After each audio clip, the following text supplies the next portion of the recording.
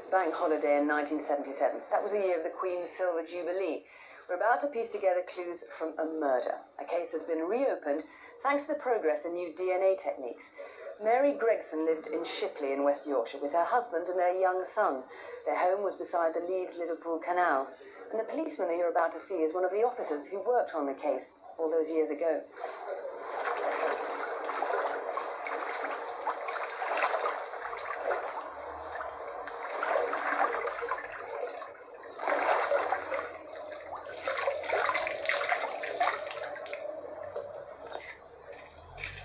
Mary was my sister, my best friend. She took me to school for the first time, cried buckets when she had to leave me. We were very close. There's not been a day gone by in 22 years that I've not thought about Mary in happier times, but what caused her death, it doesn't go, it never goes. It seems a long time since I saw her.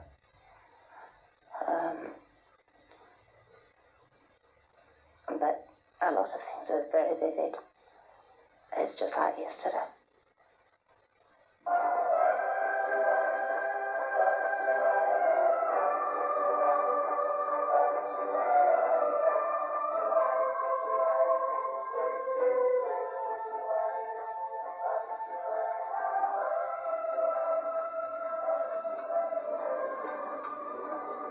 Ta-ra then, see you at 7:30. Be good. I will. Bye. We'd been locals. We never thought about the canal bank being lonely and dangerous place. It was a regular walk through childhood into adulthood.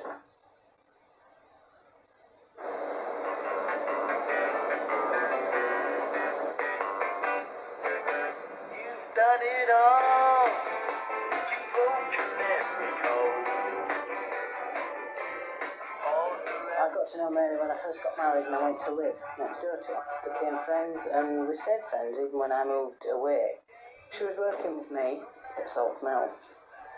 That was a meeting point on the canal side. And if I was there first, I'd wait, watch to see if I could see her coming, or vice versa. Which is what I did that night. I stood and watched for her and because she didn't appear. Soon afterwards, another woman was also heading for work and had a disturbing encounter.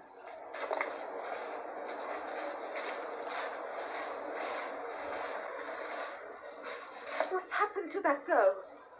What you do with her? Nothing. She fell off the wall. What's her name? Where she live? You know where girl lives? House by the canal. There are no houses there. What's your name? You want help? I get ambulance. Police. I don't need nothing. The witness heard Mary moan and remembers the man as in his early 20s with fair or light brown hair. Now he'd be in his mid-40s.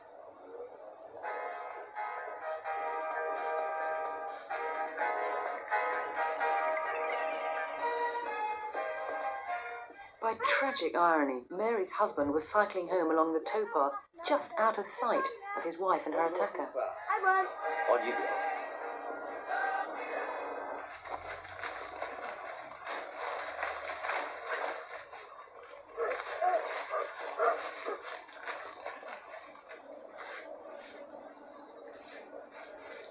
He was I should think about 5'9", 5'10". He had a long, thinnish face. His eyes were just piercing. They just held me, and they've held me ever since. And at his feet, lying straight out in a straight line, was a youth, I thought. I just thought it was extremely odd, but it never occurred to me that he was dead.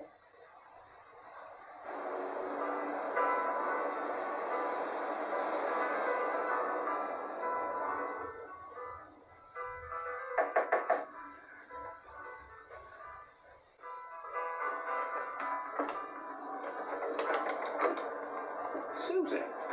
Sorry to bother you, Bill. I was wondering if Mary was okay. Okay, what do you mean? What's happened? She's with you, is she? She never showed up for work, Bill. I just assumed she was feeling poorly. I waited for her at bridge, but there were no signs. That night was horrendous. I never want to live another night like that. I didn't sleep. We just waited. I just sat in a chair in my bay window at home and waited and watched. The following morning, my husband had gone back out to resume searching, and he came back with a police officer. He'd witnessed my sister being brought out of the river.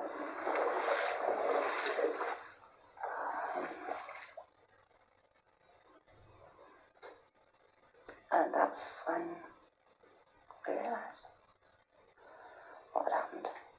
As time goes on, you still keep hoping, you never stop hoping that somebody's going to be caught. I want to know why somebody could attack somebody like Mary. Now, Brian, this tragedy ripped this family apart, didn't it? Not only did Mary die, but a few years later, her husband died of a heart attack near the scene of the murder. Her son was then left an orphan. Now, we're 22 years on now. Realistically, what chance do you think you've got of finding the man who did it? Well, we now have a DNA profile of the offender. And what this means is when we're eliminating or indeed implicating the suspect, all we have to do is take a mouth swab called a buccal swab. That's a very simple procedure. It's very quick, it only takes a few seconds, and it's totally safe. Now, because of the DNA, it's not so much witnesses you're after now, is it? Because after 22 years, people's memories are going to be a bit shaky. It's names you want, isn't it? That's right, yes. What I'm trying to do is reach everybody who may have lived and worked in Shipley in 1977 and have now moved on. I want to tell those people that we've reopened the investigation into Mary's death and ask them to contact us if they've got any idea at all as to who may have been responsible. Now, the people that lived in that community of Shipley, is it the kind of community that the people who lived there then are likely to still be living there now? No, not necessarily. For example, the John Lang's construction company and many other smaller subcontractors were building the headquarters of the Inland Revenue, and also there were many mills, engineering firms along the canal towpath that have now shut down and people have moved on. Now, some people might think perhaps that after 22 years this matter should be laid to rest, but we heard from Mary's sister there, the family very much want to catch this man, don't they? They certainly do, and the first point I'd like to make is that we never close a murder inquiry. If any new information ever comes to light, then it's investigated. We've also got a duty to Mary so that she can rest a little easier, and also to a family, the two sisters and a son. They need to know who killed their mother and the sister, and perhaps more importantly, why.